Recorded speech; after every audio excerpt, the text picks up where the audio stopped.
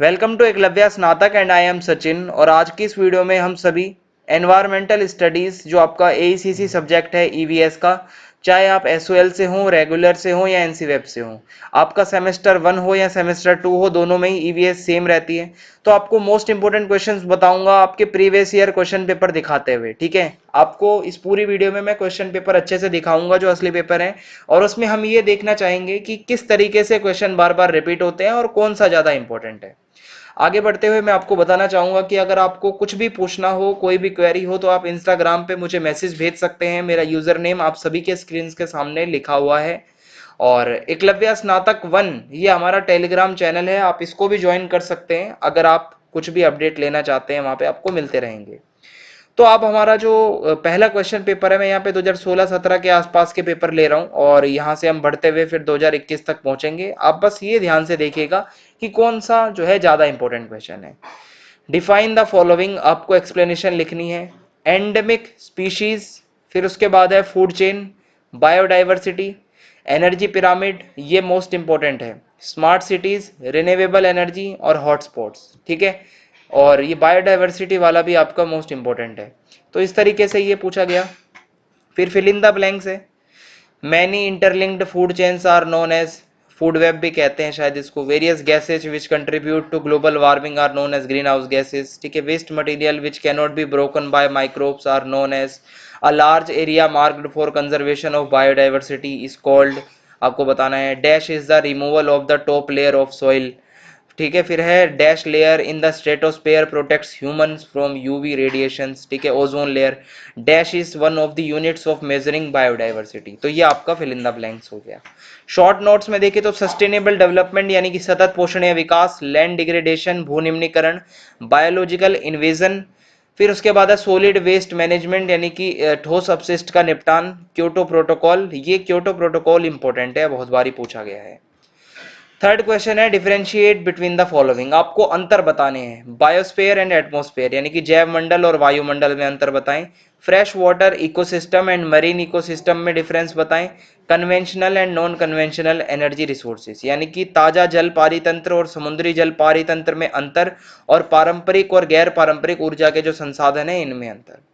चौथा प्रश्न है यहाँ पे, what do you understand by the environmental movements. देखिए, मूवमेंट्स को आप याद करके जाना इंपॉर्टेंट है, ये एनवायरमेंटल मूवमेंट्स आते हैं। फिर है यहाँ पे जो खा पूछा गया है वो ये है कि discuss the role of environmental communication and public awareness in environmental protection. Public awareness का क्या रोल है अगर हम अपने पर्यावरण को बचाना चाहते हैं, जनता को अगर हम जागरूक करते हैं। फिफ्थ क्वेश्चन है, do you agree that in contrast to rituals of the ancient Indian society the activities of modern Indian society have harmed the environment and biodiversity. क्या आप ऐसा मानते हैं कि प्राचीन भारतीय समाज के रीति रिवाजों की तुलना में आज के समय में जो समाज है उसने पर्यावरण को, जैव विविधता को ज्यादा क्षति पहुंचाई है? ठीक है। छठा प्रश्न है, taking one example discuss how dam building has affected the ecological balance of ecosystem. जो हम डैम बनाते हैं, ठीक है, जब हम बांध बनाते हैं तो वो कैसे पारितंत्रीय संतुलन को प्रभावित करता है। व्हाट आर इन्वेजिव स्पीशीज यानी कि घातक प्रजातियां जो हैं ये क्या होती हैं, और ये मतलब किस तरीके से बायोडाइवर्सिटी के लिए, जैव विविधता के लिए खतरा है। सातवां प्रश्न है, discuss the problems and challenges of e waste management in India. फिर है डिस्कस द इकोसिस्टम सर्विसेज। फिर एट्थ क्वेश्चन है यहाँ पे, discuss socio economic impacts of earthquakes, landslides, giving one example each. तो ये पेपर आपने देख लिया। अब अगला पेपर देखते हैं हम, 2017 के आसपास का ये। इसमें आपको डिफाइन करना है एयर क्वालिटी इंडेक्स को, AQI। ठीक है, जो हवा में मौजूद पार्टिकल्स को बताता है कि कितनी हवा जो है वो हार्मफुल है, मॉडरेट है, सीवियर है या कैसी क्वालिटी है। बायोडाइवर्सिटी मैंने कहा था इंपॉर्टेंट है, दूसरी बार रिपीट हो रहा है। Smoke, solid waste, nuclear energy, desertification, Kyoto protocol, 2 time repeat है, इंपॉर्टेंट है। जो रिपीट होता जा रहा है मैं आपको बताता जाऊंगा। Pyramid of energy is always, ये आपको बताना है। The species restricted to an area and not found elsewhere in the world is called, तो ये आपके लिए इंपॉर्टेंट है, स्पीशीज वाला चैप्टर पढ़ना पड़ेगा। Kaveri river dispute is between, किस किस के बीच में है, कावेरी नदी का जो पंगा है वो आपको बताना है। The state of increased levels of nitrogen and phosphorus in the lakes is called, ये हो जाएगा आपका। फिर अगला क्वेश्चन है, dash gases the main component of biogas. तो ये आपके फिल इन द ब्लैंक्स हैं। फिर आपको डिफरेंशिएट करने के लिए पूछा गया है renewable and non renewable, important question है ये, ठीक है। बायोस्फीयर्स रिजर्व्स एंड नेशनल पार्क्स, फिर है wild life protection act and forest conservation act, फिर है primary pollutants and secondary pollutants, फिर है चिपको मूवमेंट एंड बीच बचाओ आंदोलन। तो मूवमेंट्स इंपॉर्टेंट है, जो इंपॉर्टेंट है वो मैं साथ साथ बताता जा रहा हूँ। शॉर्ट नोट्स लिखने हैं, aquatic ecosystem, biodiversity hotspots in India, nuclear disasters, impact of dam construction in tribal population important है, global warming impact on agriculture, climate change and spread of diseases, odd even formula जो है दिल्ली में जो लागू किया गया उसका क्या फायदा हुआ और इम्पैक्ट क्या है। फोर्थ क्वेश्चन है what are the major threats to biodiversity, discuss briefly the major to mitigate three major threats at the global level. जैव विविधता के लिए खतरा क्या है, जैव विविधता इंपॉर्टेंट टॉपिक है, पूरा करके जाना। जैव विविधता के बही स्थल संरक्षण के उपाय क्या हैं, कुछ उपयुक्त उदाहरण दीजिए, ये आपसे पूछा गया। पांचवा प्रश्न है give a brief account of project tiger in India, ठीक है, प्रोजेक्ट टाइगर आया है यहाँ पे। फिर है briefly describe the environmental impacts of invasive species, invasive species आ रहा है, स्पीशीज वाला पढ़ के जाना भाई अच्छे से, बार बार बता रहा हूँ। सिक्स्थ क्वेश्चन है what is the objective of स्वच्छ भारत अभियान, ठीक है। और बी है इसका think global and act local for sustainable development, ठीक है। ये आपको बताना है कि सतत विकास के लिए वैश्विक सोच और स्थानिक कार्य दिल्ली जैसे शहरों में व्यावहारिक रूप से कैसे संभव है। फिर सातवां प्रश्न है human population explosion is causing severe resource depletion and environmental degradation, जो ज्यादा जनसंख्या बढ़ रही है इससे हमारा पर्यावरण जो है वो कैसे मतलब उसको क्षति पहुंच रही है और किस तरीके से हमारे जो संसाधन हैं उनकी कमी होती जा रही है। एट्थ क्वेश्चन है कि cultural practices are powerful tools to protect the environment and could also be threats to our ecosystem. सांस्कृतिक प्रथाएं हमारे एनवायरमेंट का जो है भाई एक तरीके से रक्षा भी करती हैं, एक तरीके से खतरा भी हो सकती है, आपको बताना है। तो हमारे कल्चर में पीपल का पेड़, तुलसी वगैरह ये सब में माना जाता है कि इसको काटना नहीं चाहिए और मतलब इसको कुछ करना नहीं चाहिए, तो एक तरफ तो हम प्रोटेक्ट करते हैं। चिपको मूवमेंट में आपने देखा कि हम पेड़ों से चिपक गए, और वहीं बहुत सी चीज़ें ऐसे भी होती हैं कि जो मतलब क्या है कि कई रिचुअल्स ऐसे होते हैं जिसमें हम बहुत सारे चीज़ों को नदियों में बहा देते हैं, तो उससे भी हमारा जो है मतलब पर्यावरण को नुकसान होता है। फिर ये अगला पेपर आपका 2018 का है जो अब आपके सामने है। डिफाइन करना है ग्रीन एनर्जी को, ठीक है। कार्बन फुटप्रिंट, इन्वेजिव स्पीशीज 3 बार आ चुका है, important important very important. Red data book, biological oxygen demand, vermi composting और डेजर्ट्स, ये आपके लिए आया है यहाँ पे। फिर आपको ट्रू फॉल्स में पूछा गया है पिरामिड ऑफ एनर्जी, भाई ये पिरामिड वाला बहुत बार आता है, 3 से 4 बार आ चुका है, इसको याद करके जाना। World ozone day is celebrated on 16 September, ozone वाला टॉपिक भी करके जाना है। The process in a nuclear reactor is nuclear fission, seed banks are examples of in situ conservation, Kyoto protocol 2-3 बार आ चुका है, मोस्ट इंपॉर्टेंट है, ठीक है। जो मोस्ट इंपॉर्टेंट बताता जाऊं उसके आगे 3 स्टार है, याद करके ही जाना। डिफरेंशिएट करना है अब आपको point sources and non point sources of pollution, national park and zoological park important है, मोस्ट इंपॉर्टेंट है। Biogas and LPG, grazing food chain and detritus food chain, climate and weather. फिर उसके बाद है शॉर्ट नोट्स लिखने हैं आपको, biofuels, Montreal protocol, Chipko movement, most most most important, effect of air pollution on flora and fauna, joint forest management, Bhopal gas disaster, wildlife protection act, most important है, 2 से 3 बार आ चुका है, ठीक है। फोर्थ है compare the environmental conditions and biodiversity of the desert and north east biogeographic zones of India. B है despite various anti pollution laws and policies, India's metropolitan cities remain along the most polluted cities in the world. Value based question आ सकता है और pollution के ऊपर आ सकता है, तो पॉल्यूशन का टॉपिक अच्छे से आप अपना क्लियर रखें, ठीक है। आगे बढ़ते हैं, फिफ्थ क्वेश्चन है elaborate on the importance of environmental science as a compulsory course towards conservation of environment in India. तो एनवायरमेंटल साइंस का जो है मतलब किस तरीके से इसकी इंपॉर्टेंस है ये भी आप पढ़ के जाइएगा। सिक्स्थ क्वेश्चन है right explanatory notes on the lessons learned from Fukushima nuclear disaster that occurred in 2011 in Japan. Do you think that India should invest heavily in expanding its nuclear energy power sector?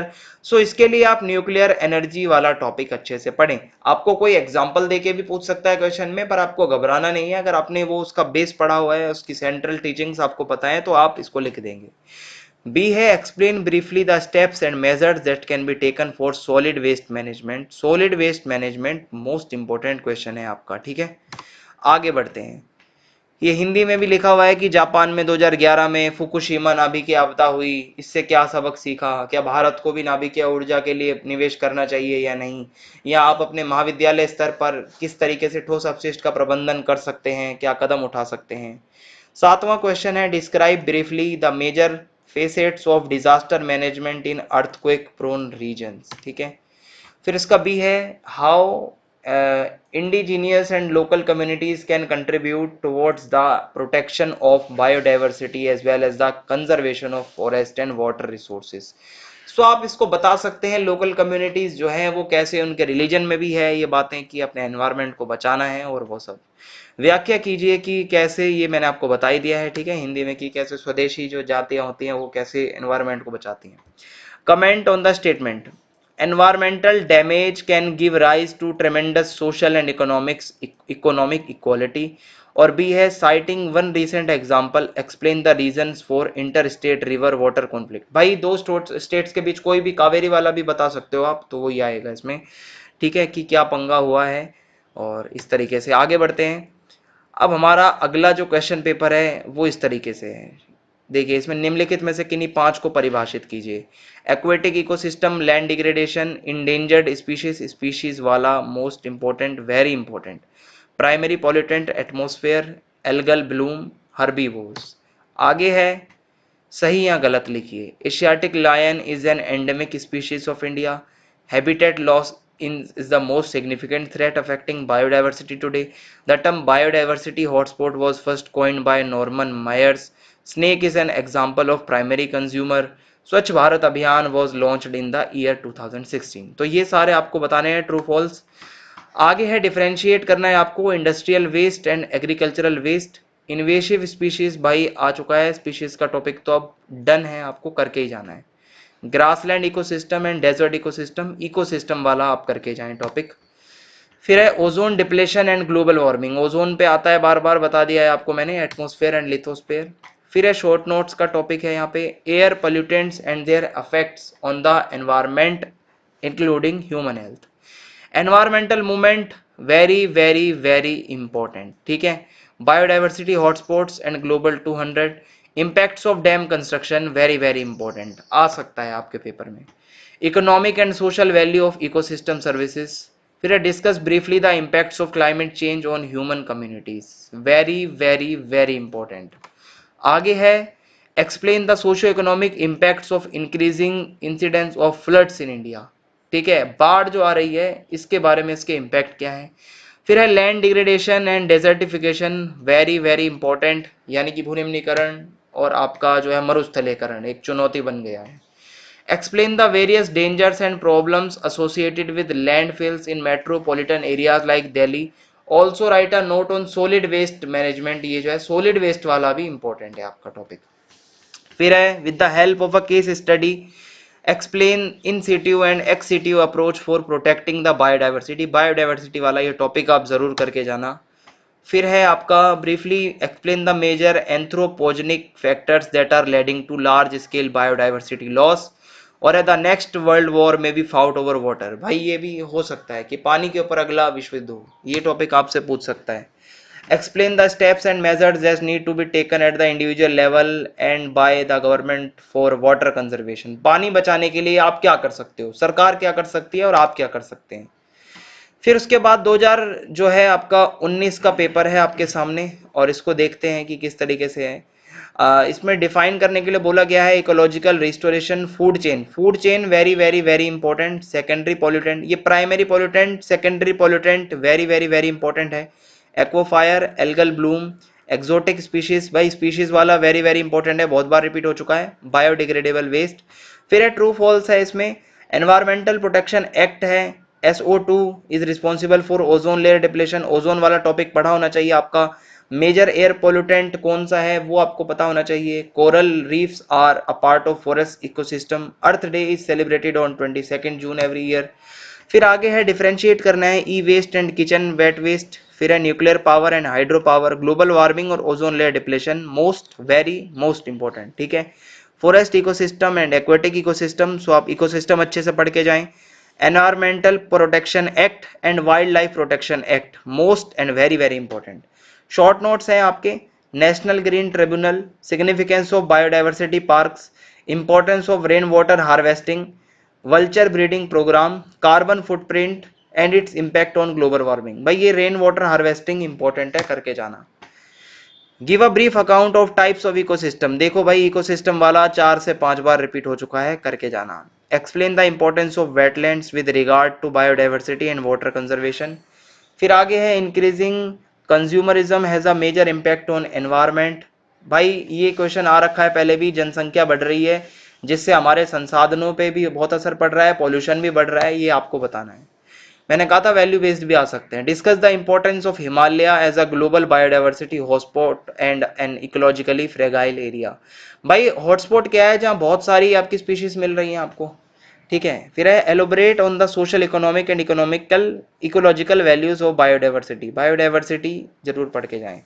Using examples of international summits and treaties, ये भाई Kyoto protocol और ये सब जितना भी हुआ है corp वगैरह, ये सब आपको इसमें लिखना है। फिर एट्थ है solving the problem of air pollution. भाई दिल्ली का आएगा तो या तो सॉलिड वेस्ट मैनेजमेंट आएगा या एयर पोल्यूशन पे आएगा, तो आपको दोनों ही अच्छे से आता होना चाहिए। Enlist some important steps and practices that can be taken by citizens to control indoor and outdoor air pollution in urban areas। फिर अब हमारे सामने 2021 का पेपर देख लेते हैं क्या है, ठीक है। बायोडाइवर्सिटी हॉटस्पॉट्स, ठीक है, बायोडाइवर्सिटी आपको करके जाना है, हॉटस्पॉट्स के ऊपर भी क्वेश्चन आ सकता है। और फिर उसके बाद आगे देखते हैं दूसरा क्वेश्चन क्या है। You have been asked by your teacher to explain the impact of global warming. भाई क्लाइमेट चेंज ग्लोबल वार्मिंग के इम्पैक्ट, बहुत ही बेसिक से क्वेश्चन है, ज्यादा बड़ा क्वेश्चन है, इस पे मत जाइए, मेन बात समझ लीजिए पूछ क्या रहा है।